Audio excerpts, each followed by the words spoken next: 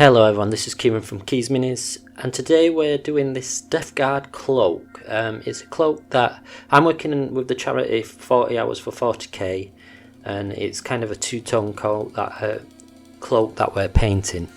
So the first step is using Thonida Brown. That's going to be the base coat.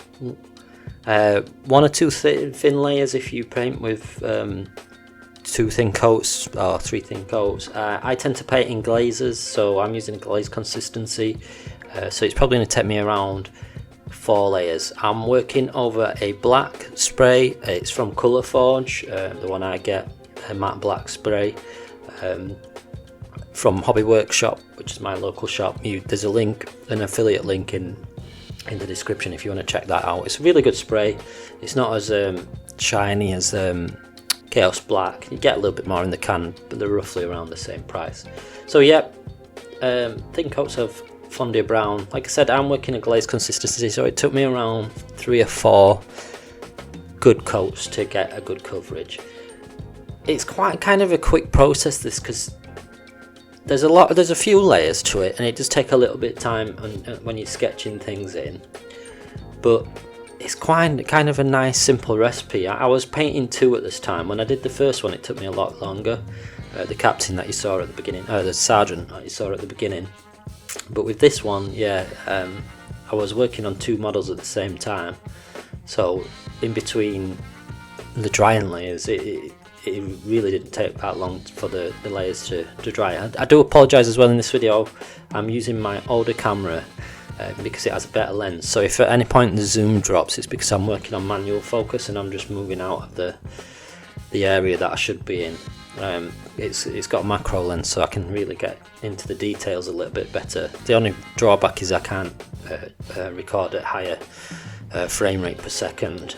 But yeah, so using thin layers, I'm obviously just using Thonida Brown, and I'm just working on the cloak. Keep saying coat for some reason.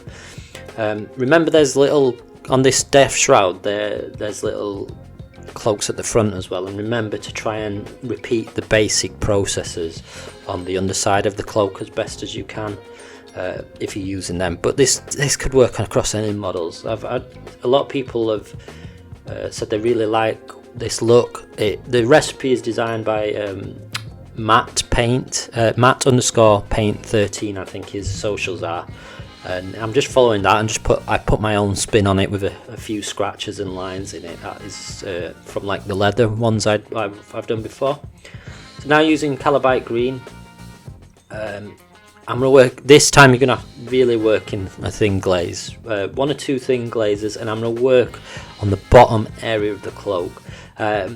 Probably around 25% of the cloak area. I want to hit the bottom, but you can be really loose with this. Obviously, if you want to go higher up the cloak, you can. If you want to work in a smaller area, again, that is fine. The reason I said 2 coats is obviously because we're painting over the brown. It'll take 2 good coats, two good thin glaze coats to get a good coverage.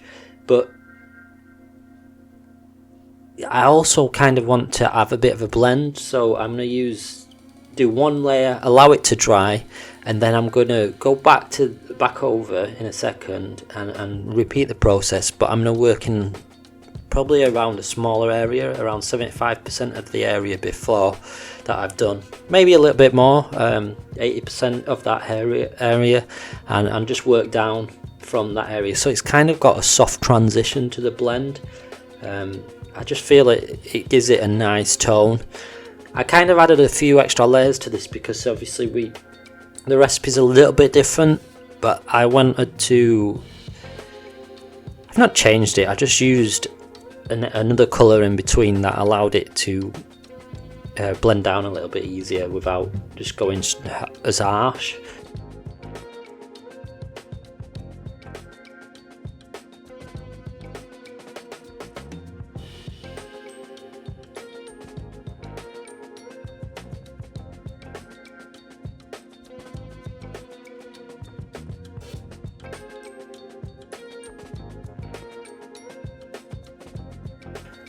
So yeah, these Death Shrouds are really fun models to paint. We've got a lovely recipe for the armour. Actually, Matt's got a YouTube channel as well, and I'll leave a link in the description if you want to go check that out, because he's got a brilliant recipe for orc skin using the exact same colour as we've used for this armour, and it is really nice skin tone. Next, using Kabalite Green and a mixture of Sybarite Green. It's around a 50-50 mix, and again this time we're just going to work on an even smaller area, probably around 50% of the cloak. When I say 50% of that, sorry, 50% of that area, but I also kept in a few scratched up lines, so I went a little bit further and like brush strokes down, so it looked like I don't know, I don't want to necessarily say that the blend was like a natural blend. It was like a bit of a taint, obviously, because these are Nurgle based models, so it's kind of it been corrupted in some way. But yeah, just using again very thin layers just to work this area. I'm using glazes because I just feel I get a lot better of consistency, and again you can just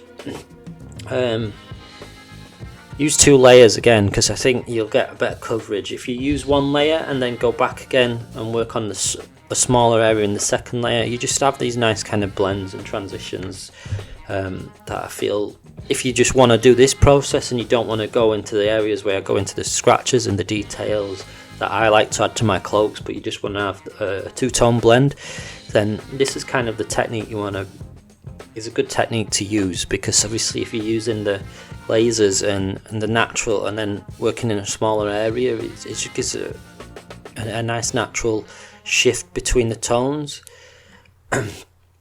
That's what I find anyway. Like I said, I'm not a high-end painter. I can paint to a very good level. I do paint to a really high standard when I want to, and that's where I mentioned it before in this channel, is I kind of want to be in between the speed paints and the really high-end painters, but I think there's a middle ground between things. If you really want to speed paint, there is nothing absolutely wrong with that. If you really want to take a little bit more time and create higher levels of painting, like what I'm trying to do, where it's a bit of a mixture, there's nothing wrong with that. And then if you want to be a competition painter and work to your best standard, again, there's nothing wrong with that. I think there's a mixture for everything, and there's too many things now on YouTube where it's just, you gotta do this, you gotta be quick at this, you're doing this wrong, you're doing that wrong. Nobody's doing anything wrong. It's your hobby, you can paint it in however way you want.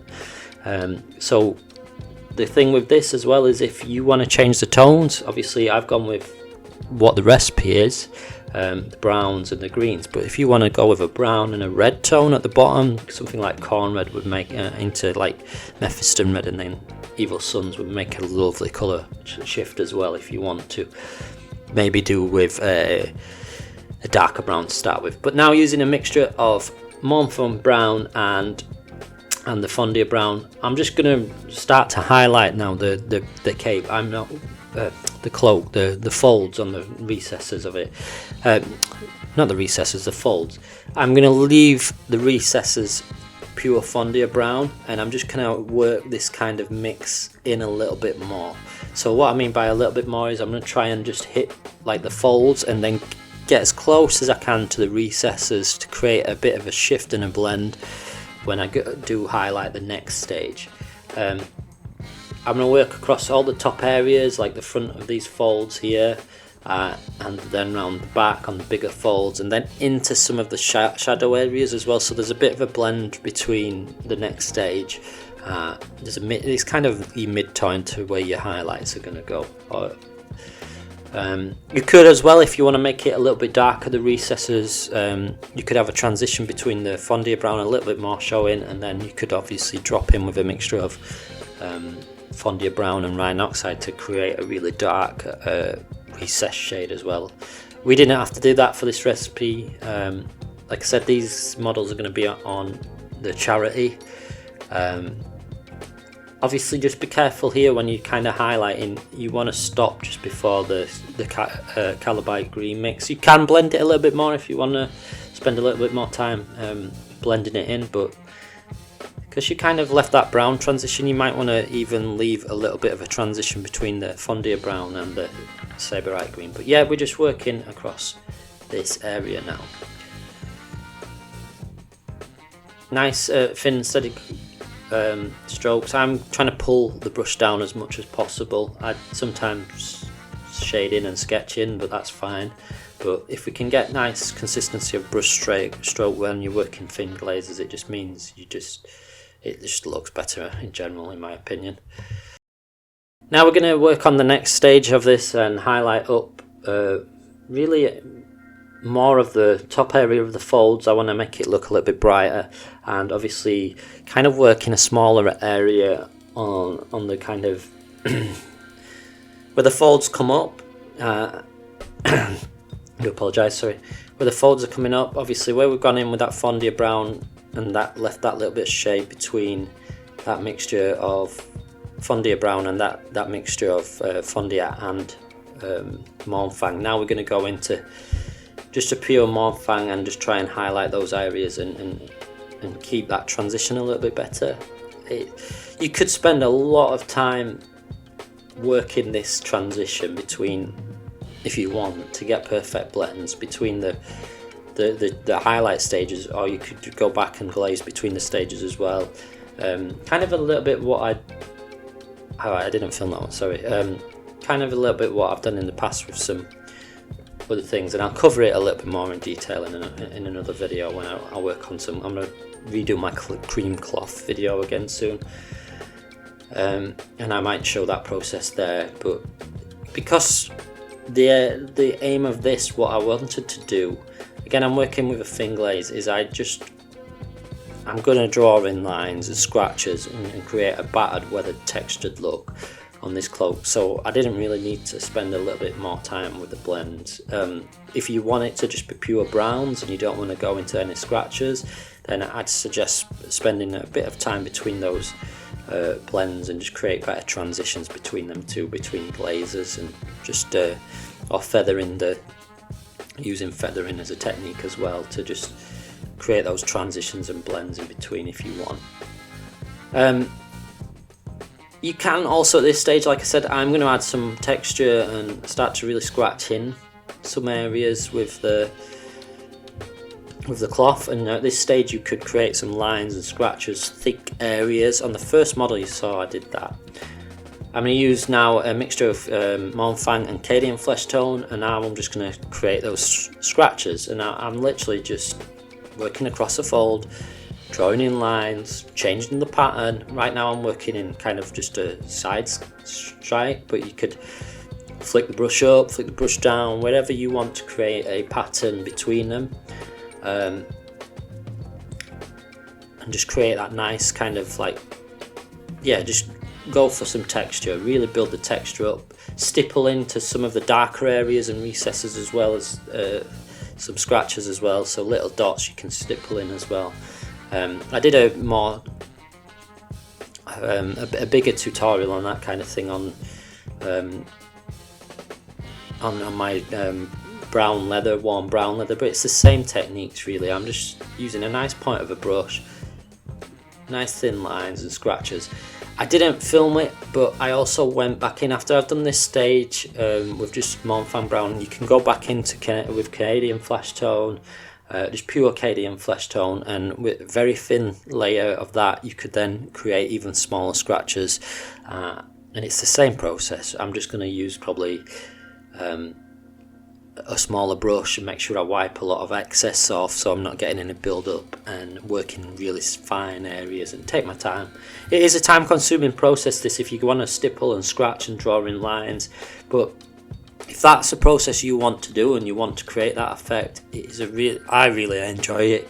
I get lost in doing it, and it doesn't take too long. It probably took me around 10 minutes on the model, so but if you really want to go high detail, it could take you a little bit longer. Stippling in itself can take a good while, but I like kind of getting lost in the techniques I'm doing, so it's part of the fun of painting really. If you just want to get the models on the table, by all means, like a good speed paint is brilliant, and then again if you want to just get lost in the painting processes, then do that. So this is it, because I didn't film it, I kind of showed you the effect there of with the Cadian Fleshtone as well. It's not much, I didn't go spend too much on that one. Now using Sybarite Green, I'm going to do the exact same process but just on the bottom of the cloak. I'm not going to come up all the way to the top of the transitions into that darker area with these scratches. I'm just going to work in the area where I glazed with Sybarite Green. You could stipple in a little bit higher up just to create like that one jagged effect as well. That's not a problem.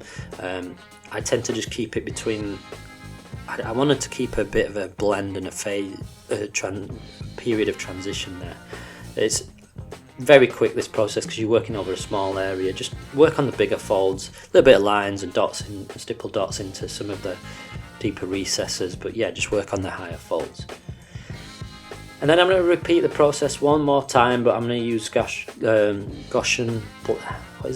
Blaster Green. So this is very bright green. If you don't want to use Sybarite Green, you can just mix this into the Kabalite Green. For my processes, I kind of made it a little bit longer. You can just spend a little bit more time working up between the blends from that. You could do a little bit more, but yeah, just nice. I'm really working on the lower areas now. A few scratches in the higher places, kind of on the edges as well. You can edge highlight a little bit if you want, but I'm just building that final layer of texture with the Guas Blaster. Guas Blaster Green. Completely lost my train of thought then on that, on the colour. But yeah, just take your time. I like I said, I really enjoy this process of just creating a warm leathered effect. So don't rush with it. Have a bit of fun. Around the front, kind of where this cape is on, because it's the cloak is. I didn't obviously go as detailed with the scratches on the underside because you can't really see it as good. But I tried to add a little bit in the areas you might see it, but because it's quite of a smooth area, you don't really need it as much. But as I transition round now, you should see it a little bit because it's a bit dark. But yeah, I really enjoyed this process and it's a really fun little recipe. So if you want to add these two-tone cloaks in, then that's it. If you've enjoyed it, please leave a like, comment, share, subscribe. Check out some of my affiliate links like Hobby Workshop below. I have got a Patreon, but I'm not really using it that much at the minute. But you can always check out my Instagram and my TikTok and stuff because I try and do some videos there. But yes, thank you for watching. I hope you enjoyed this little process of this video, and go and check out the 40 hours of 40k charity. I will leave a link into the description for that. Thank you for watching.